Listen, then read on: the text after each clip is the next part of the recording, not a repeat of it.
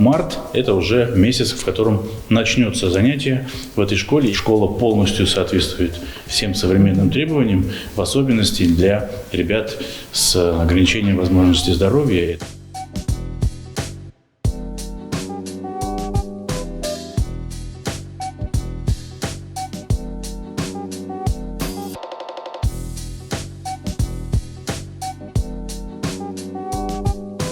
Здесь будет открыт инженерный класс, здесь будет развиваться и расширяться кадетское движение.